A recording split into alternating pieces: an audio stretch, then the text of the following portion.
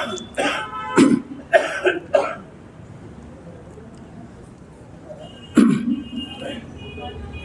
الحمد لله نحمده ونستعينه ونستغفره ونعوذ بالله من شرور أنفسنا ومن سيئات أعمالنا من يهده الله فلا مضل له ومن يضلل فلا هادي له وأشهد أن لا إله إلا الله وأشهد أن محمدا عبده ورسوله يا أيها الذين آمنوا اتقوا الله حق تقاته ولا تموتن إلا وأنتم مسلمون يا أيها الناس اتقوا ربكم الذي خلقكم من نفس واحدة وخلق منها زوجها وبث منهما رجالا كثيرا ونساء واتقوا الله الذي تساءلون به والأرحام إن الله كان عليكم رقيبا يا أيها الذين آمنوا اتقوا الله وقولوا قولا سديدا يصلح لكم أعمالكم ويغفر لكم ذنوبكم ومن يطع الله ورسوله فقد فاز فوزا عظيما أما بعد فإن خير الحديث كتاب الله وخير الهدي هدي محمد صلى الله عليه وسلم وشر الأمور محدثاتها وكل محدثة بدعة وكل بدعة ضلالة وكل ضلالة في النار أعوذ بالله من الشيطان الرجيم بسم الله الرحمن الرحيم لقد جاءكم رسول من أنفسكم عزيز عليه ما عنتم حريص عليكم بالمؤمنين رؤوف رحيم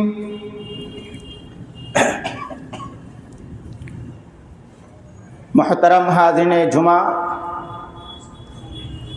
تمام قسم کی تعریف و توصیف، تسبیح و تحمید، حمد و ثنا، بڑائی و بزرگی اس وحدہ لا شریک لہ کے لیے ہے جو ہم سب کا خالق و مالک اور تنہا پالنہار ہے۔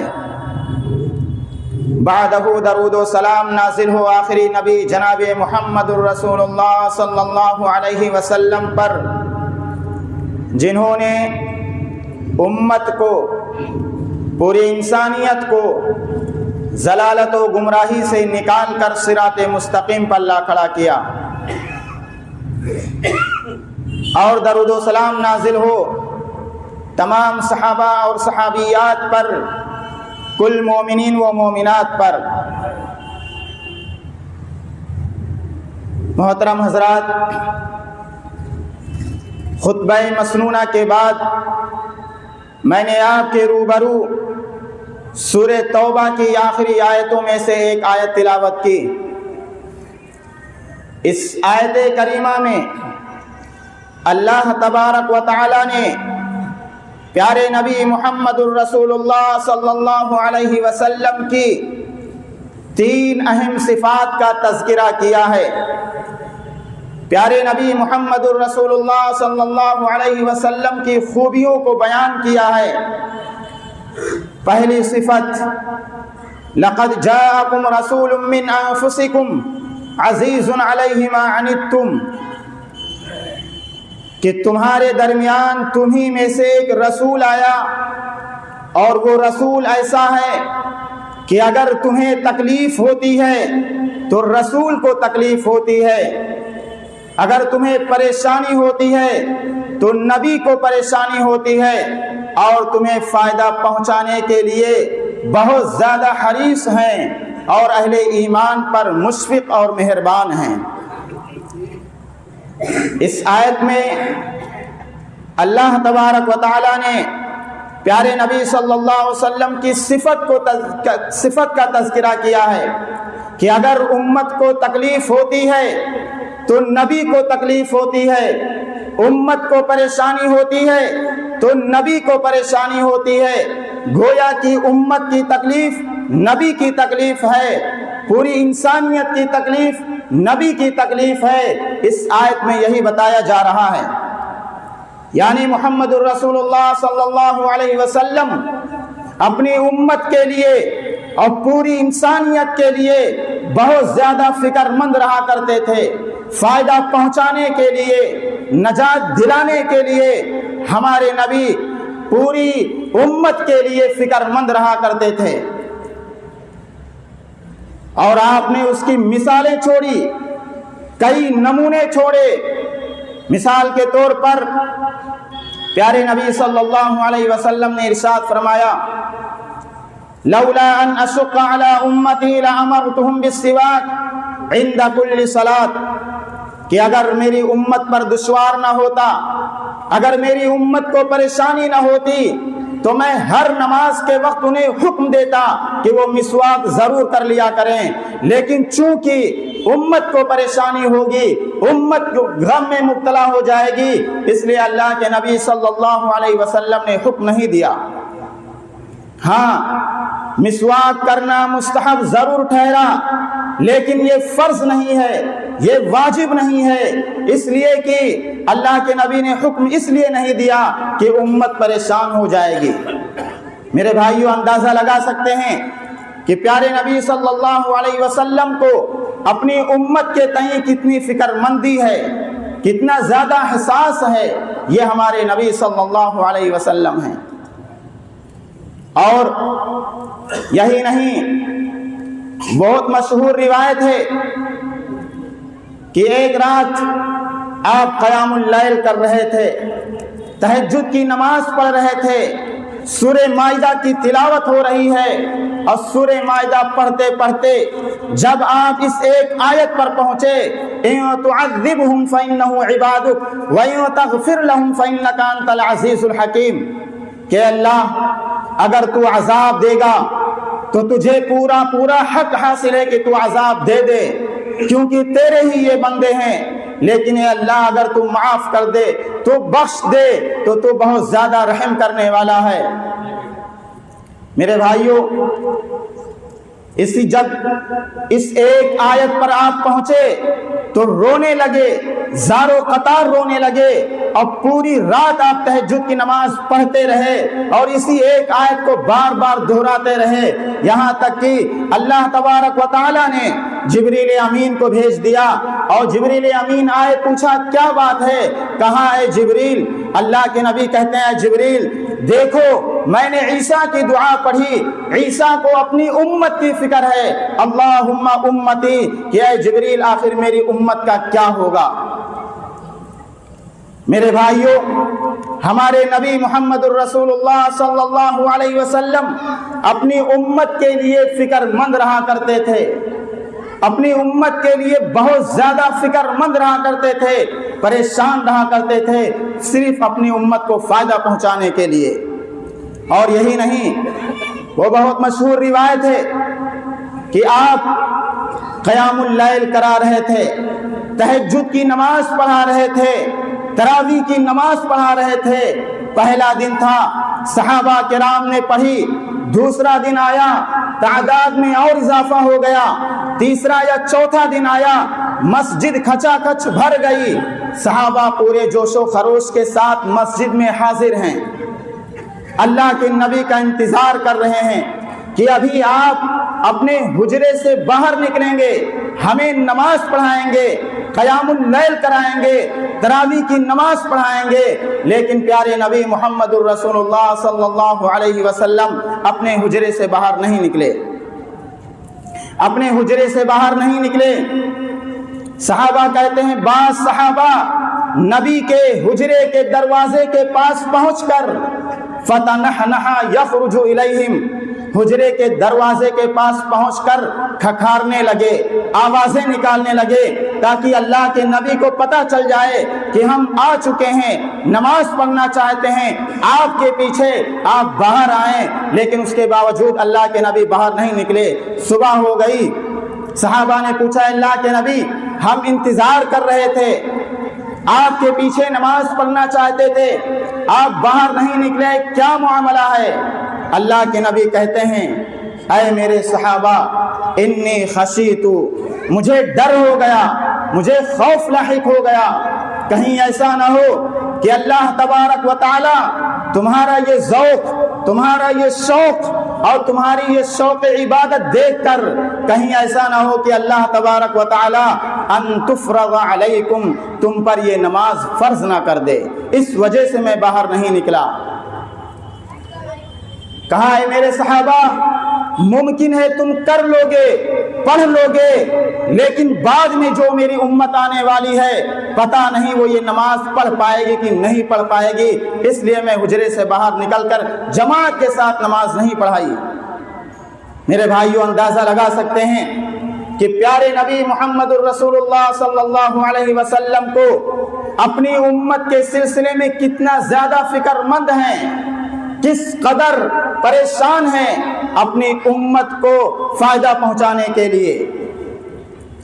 میرے بھائیوں ہمارے نبی پوری امت کے لیے، پوری انسانیت کے لیے فکر مند تھے، زیادہ سے زیادہ فائدہ پہنچانے کے لیے، نجات دلانے کے لیے، ہدایت کے سلسلے میں لوگوں کو ہدایت مل جائے، اسلام ان کو حاصل ہو جائے، اس لیے پیارے نبی صلی اللہ علیہ وسلم ہمیشہ فکر مند رہا کرتے تھے۔ اور ایک بات یاد رکھو کہ امت میں صرف مسلمان نہیں ہیں، امت میں صرف مسلمان نہیں ہے، امت میں پوری انسانیت داخل ہے۔ اہل علم نے، علماء نے امت کی دو قسمیں کی ہیں، ایک امت دعوت، دوسری امت اجابت ہے۔ امت اجابت وہ امت جنہوں نے اسلام قبول کر لیا، جو مسلمان ہو گئے، وہ امت اجابت ہے۔ اور دوسری امت دعوت، جو ابھی دعوت کی مستحق ہے، جو ابھی دعوت کی محتاج ہے، جن تک ابھی اسلام نہیں پہنچا ہے، وہ امت دعوت ہے۔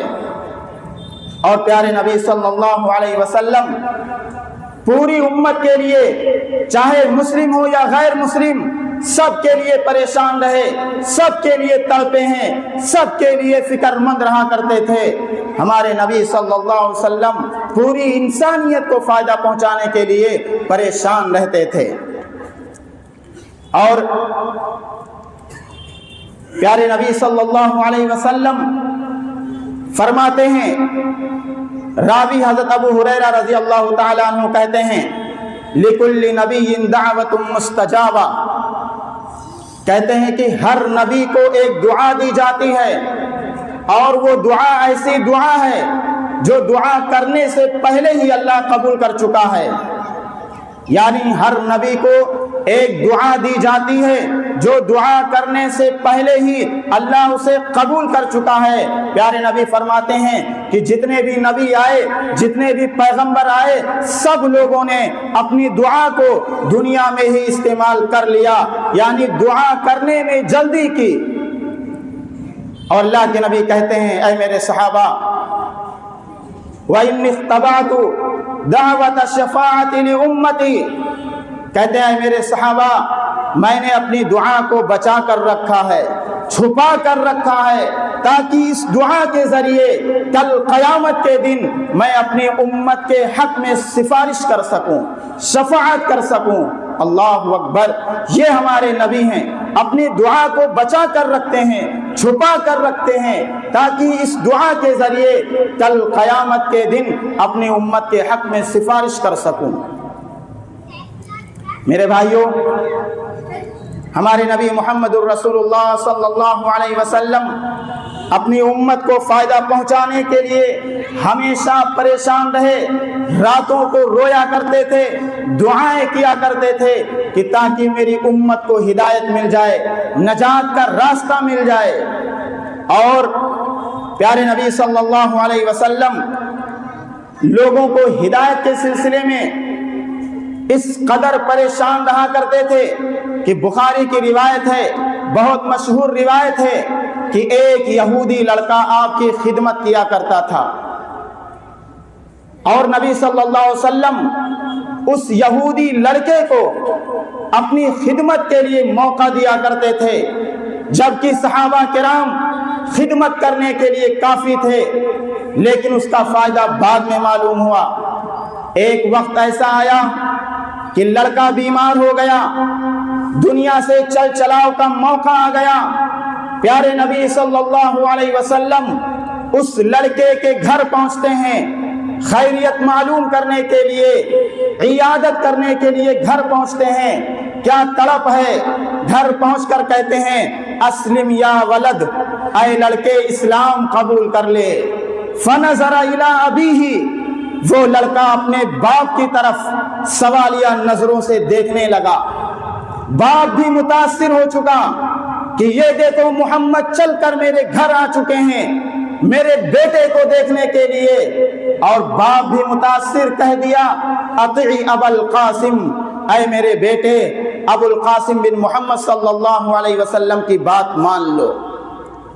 لڑکے نے کلمہ پڑھا، اسلام قبول کیا، مسلمان ہو گیا، اور اللہ کے نبی صلی اللہ علیہ وسلم وہاں سے یہ کہتے ہوئے نکلے الحمدللہ الذی انقذہ من النار، کہ اللہ تیرا لاکھ لاکھ شکر و احسان ہے کہ تو نے اس لڑکے کو میرے ذریعے نار جہنم سے بچا لیا۔ میرے بھائیوں، پیارے نبی صلی اللہ علیہ وسلم صرف مسلمانوں کے ساتھ ہمدردی نہیں کیا کرتے تھے، بلکہ غیر مسلموں کے ساتھ بھی آپ کا وہی رویہ ہوتا تھا۔ آپ ان کے لیے بھی پریشان رہا کرتے تھے، غیر مسلموں کے لیے دعائیں کرتے تھے، ہدایت کی دعا کیا کرتے تھے۔ اور ایک بات یاد رکھو، سوال بہت کیا جاتا ہے کہ کیا ہم کسی غیر مسلم کے لیے دعا کر سکتے ہیں یا نہیں کر سکتے؟ غیر مسلم کے لیے ہدایت کی دعا کر سکتے ہیں، ان کے لیے ہدایت کی دعا کر سکتے ہیں کہ اللہ ان کو بھی ہدایت دے دے، اسلام کے راستے پر آ جائیں، ظلم و جور سے باز آ جائیں۔ آپ اس سلسلے میں دعا کر سکتے ہیں، لیکن مغفرت کی دعا، گناہوں کی معافی کے لیے دعا اس کے لیے نہیں کر سکتے۔ صرف مومنوں کے لیے، مسلمانوں کے لیے، موحدوں کے لیے جو اللہ کو مانتے ہوں، رسول کو مانتے ہوں، ان کے لیے دعا کر سکتے ہیں۔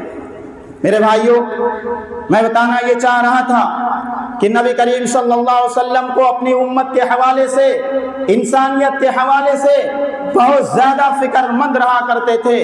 آپ قیام اللیل کر رہے ہیں، تہجد کی نماز پڑھ رہے ہیں، اور جب اس ایک آیت پر پہنچے تو آپ رونے لگے، زارو قطار رونے لگے۔ جبریل امین آئے، کہا اے جبریل جبریل امین آئے، کہا اے محمد صلی اللہ علیہ وسلم کیا بات ہے؟ اللہ کے نبی کہتے ہیں جبریل دیکھو میں نے عیسیٰ کی دعا پڑھی، عیسیٰ کو اپنی امت کی فکر ہے۔ کہا اے جبریل آخر میری امت کا کیا ہوگا؟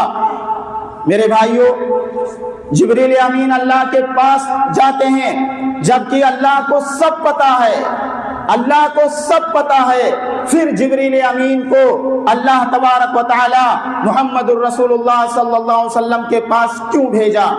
اس لیے بھیجا تاکہ ہمیں اور آپ کو یہ میسج دینا تھا، یہ پیغام دینا تھا کہ نبی ہمارے اور آپ کے لیے کتنا پریشان ہوئے ہیں۔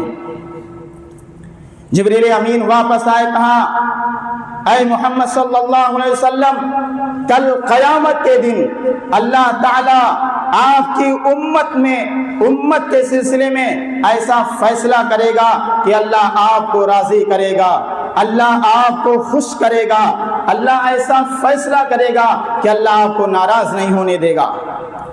اور اگر اس کی تھوڑی سی وضاحت دیکھنا چاہتے ہیں تو سورہ حج کی ابتدائی آیت پڑھیے، اس کی تفسیر میں محدثین نے ایک حدیث یہ لکھی ہے کہ کل قیامت کے دن اللہ تبارک و تعالی حضرت آدم علیہ السلام سے کہے گا اے آدم اپنی اولاد میں سے اپنی ذریت میں سے، اپنی نسل میں سے ہر 1000 میں سے 999 لوگوں کو جہنم کے لیے الگ کر لو۔ ہر 1000 میں سے 999 لوگوں کو جہنم کے لیے الگ کر لو۔ 1000 میں سے صرف ایک آدمی جنتی ہوگا، باقی 999 لوگ جہنم میں داخل کیے جائیں گے۔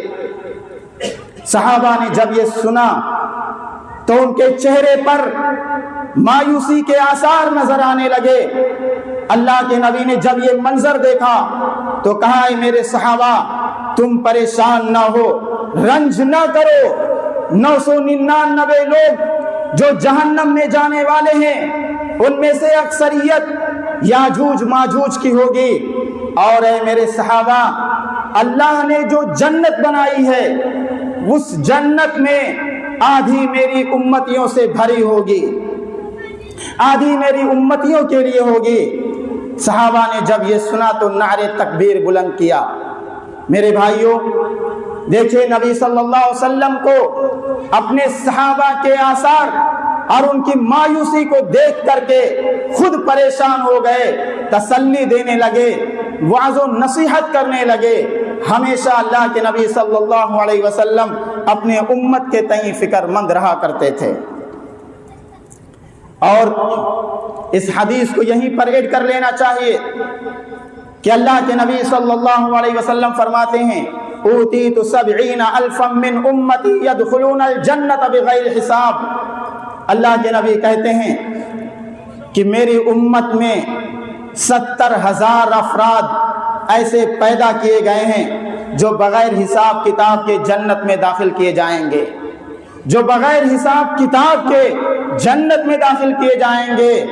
اور پھر 70,000 افراد ایسے ہیں جو سیدھا ڈائریکٹ جنت میں داخل کیے جائیں گے، ان سے سوال و جواب نہیں ہوگا۔ پھر ان کی کچھ صفات بیان کی۔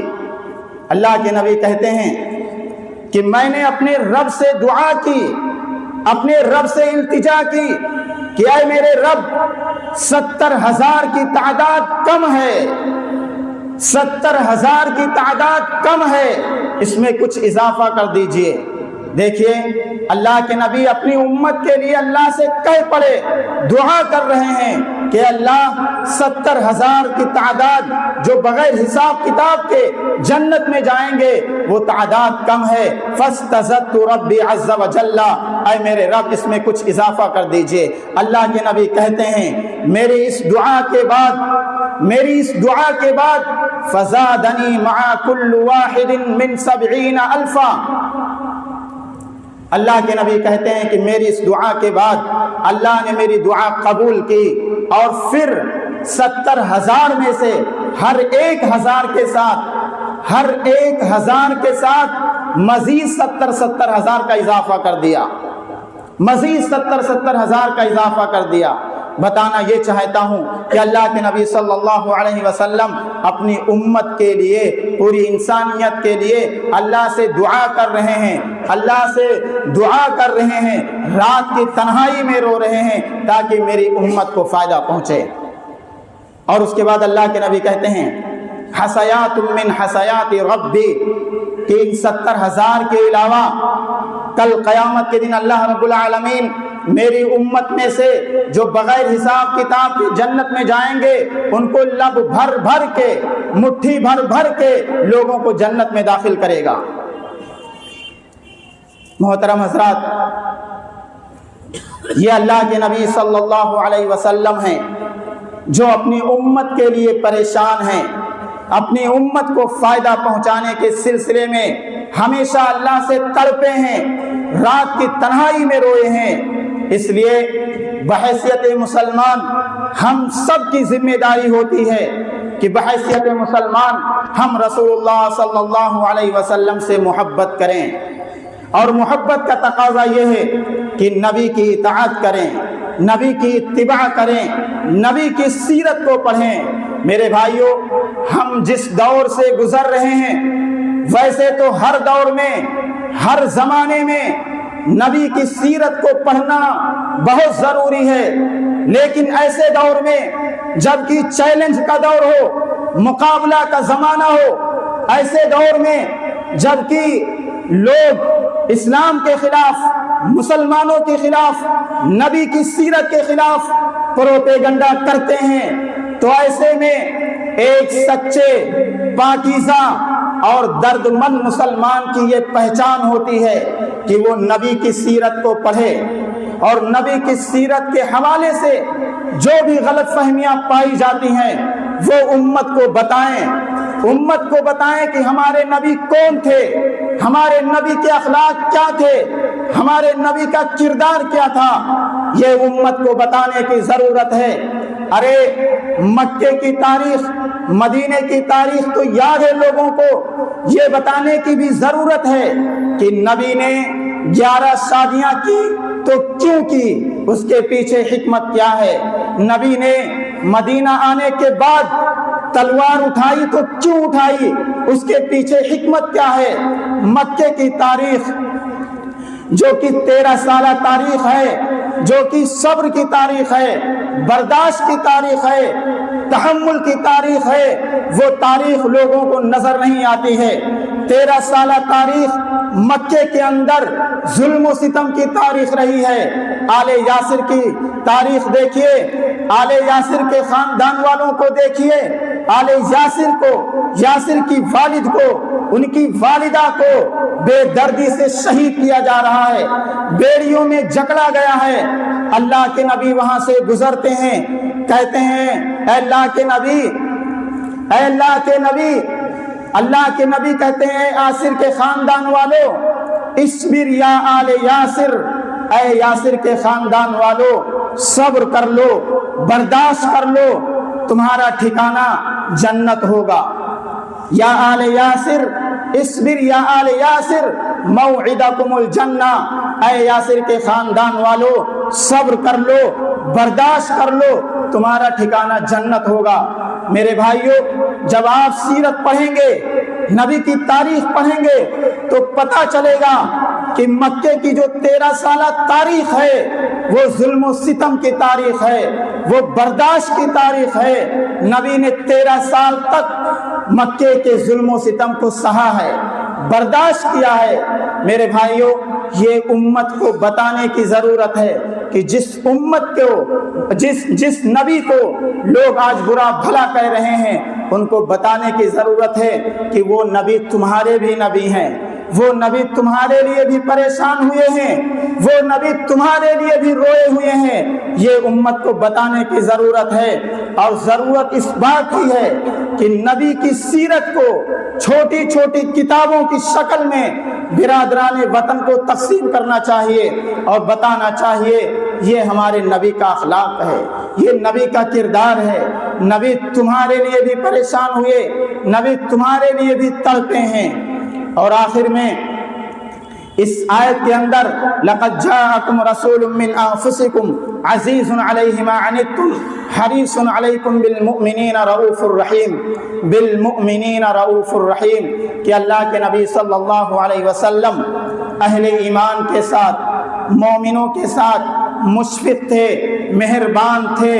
لیکن یہ بھی ایک بہت بڑی تاریخ ہے کہ اللہ کے نبی صلی اللہ علیہ وسلم مومنوں کے ساتھ مشفق تھے، مہربان تھے، لیکن یہ بھی ایک بہت بڑی تاریخ ہے کہ آپ دشمنوں کے ساتھ بھی بہت زیادہ رحم دل تھے، بہت زیادہ رحم دل تھے۔ مکے کی وہ تاریخ یاد کریے کہ جب مکہ فتح ہو گیا اور فاتح کی حیثیت سے نبی صلی اللہ علیہ وسلم مکے کے اندر داخل ہوتے ہیں، وہ لوگ جنہوں نے نبی کو ستایا تھا، جنہوں نے صحابہ کو ستایا تھا، وہ سب مجرم کی حیثیت سے نبی کے سامنے کھڑے ہیں۔ نبی کے پاس اقتدار ہے، نبی کے پاس طاقت ہے، قوت ہے، نبی جو فیصلہ کریں گے وہی ان کے ساتھ ہوگا۔ لہذا ان مشرکین سے، ان مجرمین سے پوچھ لیا گیا کہ آخر تم ہمارے بارے میں کیا سوچتے ہو؟ اللہ اکبر! وہ مشرکین، وہ مجرمین جنہوں نے نبی کو ستایا، نبی کے صحابہ کو ستایا، کہتے ہیں خیرن نرجو، ہمیں آپ سے خیر کی امید ہے۔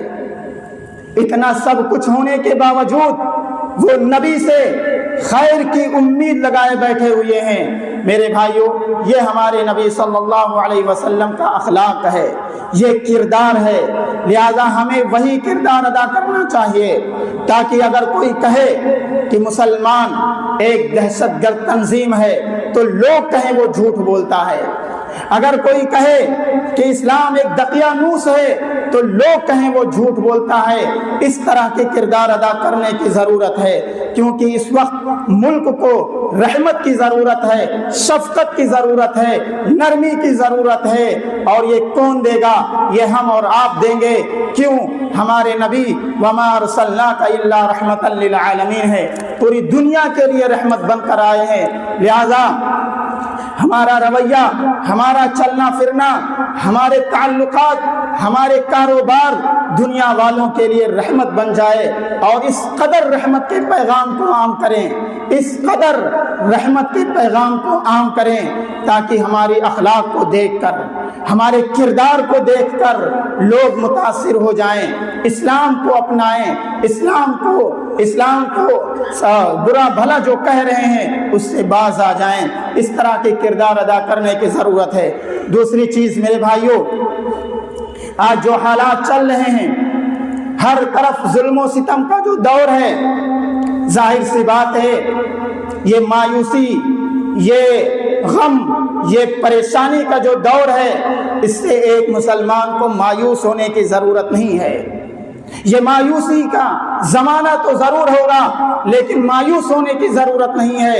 ایک مسلمان کی جو شان ہوتی ہے وہ غم کی شان نہیں ہوتی ہے، بلکہ صبر کی شان ہوتی ہے۔ صبر کرنے کی ضرورت ہے، کیونکہ مسلمانوں کو، مومنوں کو اللہ رب العالمین ضرور آزماتا ہے۔ اللہ دیکھنا چاہتا ہے کہ موافق حالات میں ایمان تو اچھا ہے، لیکن غیر موافق حالات میں آپ کا ایمان کس درجے کا ہے، آپ کس درجے کے مسلمان ہیں، یہ اللہ دیکھنا چاہتا ہے۔ سورہ عنکبوت میں اللہ رب العالمین نے یہی بات بیان فرمائی، احسب الناس ان یترکوا ان یقولوا آمنا وهم لا یفتنون۔ اللہ تبارک و تعالی نے کہا کہ کیا لوگوں نے یہ سمجھ لیا ہے، یہ گمان کر لیا ہے کہ اگر ہم کہہ دیں کہ ہم ایمان لے آئے، ہم مسلمان ہو گئے، تو کیا ان کی زندگی میں پریشانیاں نہیں آئیں گی؟ کیا ان کی زندگی میں غم نہیں آئیں گے؟ وَلَقَدْ فَتَنَّ الَّذِينَ مِن قَبْلِهِمْ۔ اگر کوئی ایسا سوچتا ہے، سمجھتا ہے، تو اس کا سوچنا اور سمجھنا غلط ہے۔ وَلَقَدْ فَتَنَّ الَّذِينَ مِن قَبْلِهِمْ۔ اللہ رب العالمین نے کہا ہے لوگوں سنو، ہم نے آپ سے پہلے والے لوگوں کو ان کے ایمان کی وجہ سے ضرور آزمایا ہے، تو ہم تمہیں بھی آزمائیں گے، تمہاری زندگی میں پریشانیاں آئیں گی۔ یہ اللہ رب العالمین کی جانب سے آزمائش ہوا کرتی ہیں۔ اور پیارے نبی صلی اللہ علیہ وسلم نے ایک بہت بڑی بات اور ایک بہت پیاری بات بیان فرمایا اشد الناس بلاء الانبیاء ثم الامثل فالامثل، کہ دنیا میں سب سے سخت آزمائش نبیوں کی ہوتی ہے، پھر جو آدمی نبی سے جتنا قریب ہوگا، جتنا زیادہ دیندار ہوگا، اتنی ہی زیادہ اس کی آزمائش سخت ہوگی۔ کیا مطلب ہے اس کا؟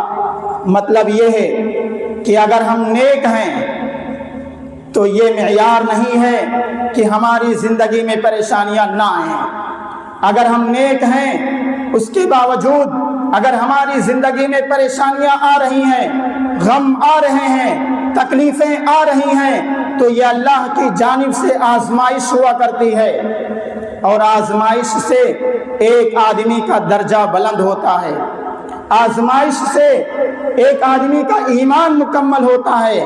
اللہ رب العالمین اس دنیا کے اندر اپنے نیک بندوں کو آزمانا چاہتا ہے، دیکھنا چاہتا ہے کہ موافق حالات میں ایمان تو ٹھیک ہے، لیکن غیر موافق حالات میں ایمان کس درجے کا ہے، آپ کس درجے کے مسلمان ہیں، اللہ یہ دیکھنا چاہتا ہے۔ مثال کے طور پر عمران بن حسین رضی اللہ تعالیٰ عنہ، بخاری کی روایت ہے، عمران بن حسین رضی اللہ تعالیٰ عنہ یہ بہت نیک صحابی تھے، بہت نیک صحابی تھے، اتنے نیک صحابی تھے کہ فرشتے ان کو سلام کرتے تھے اور وہ فرشتوں کا سلام سنا کرتے تھے۔ یہ کرامت اللہ نے عطا کی تھی کہ فرشتے ان کو سلام کرتے تھے۔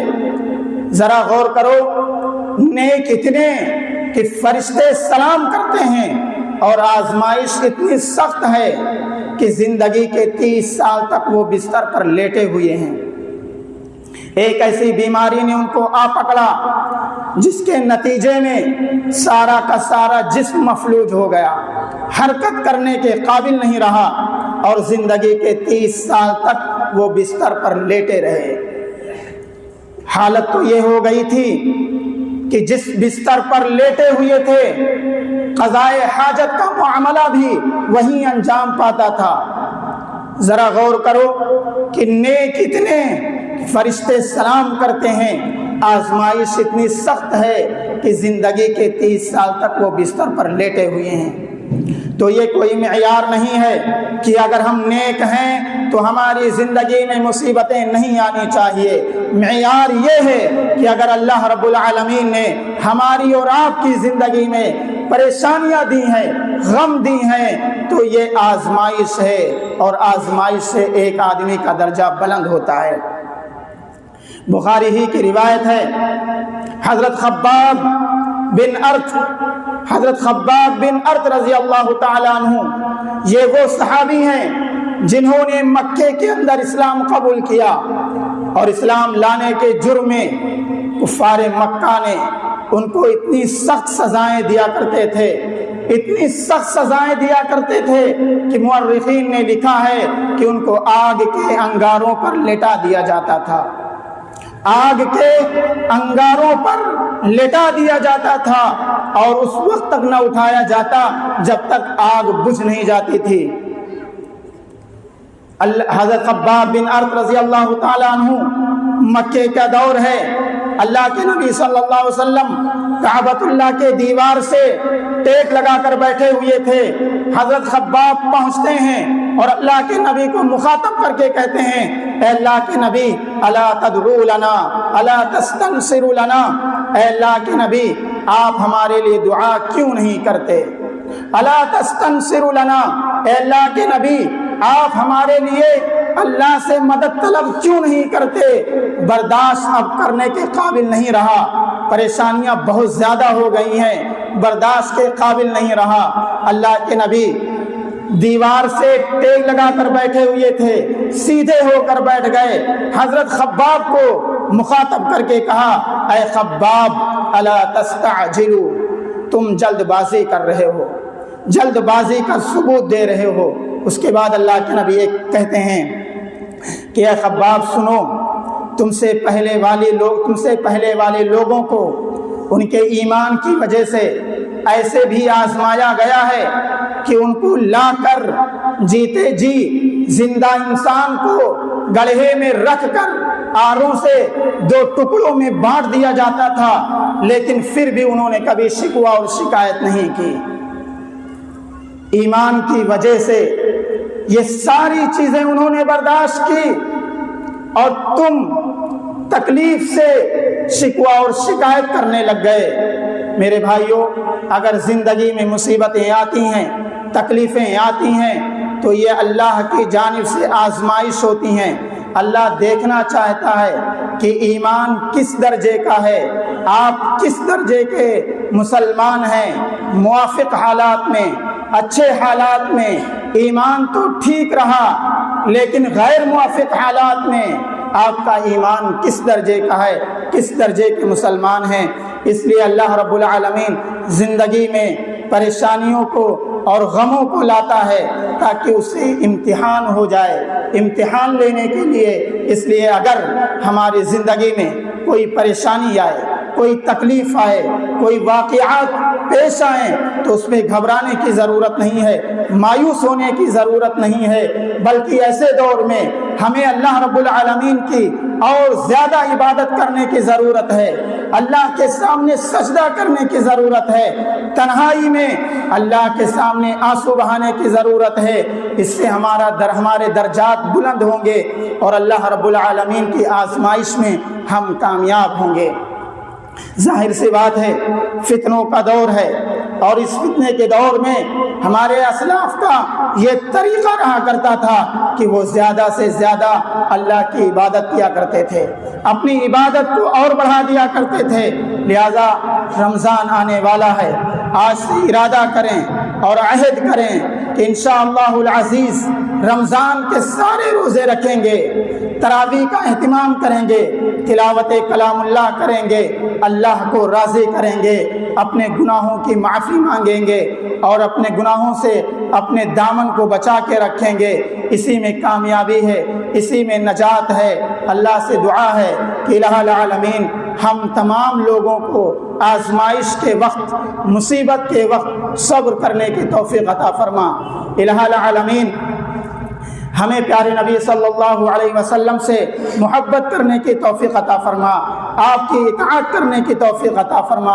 الہ العالمین ہم میں جو پریشان ہیں ان کی پریشانیوں کو دور فرما۔ الہ العالمین ہم میں جو بیمار ہیں ان کو شفائے کاملہ عاجلہ عطا فرما۔ آمین تقبل یا رب العالمین، ونفعنا وإياكم بالآيات والذكر الحكيم إنه تعالى جواد كريم ملك رؤوف رحيم۔ محترم حضرات،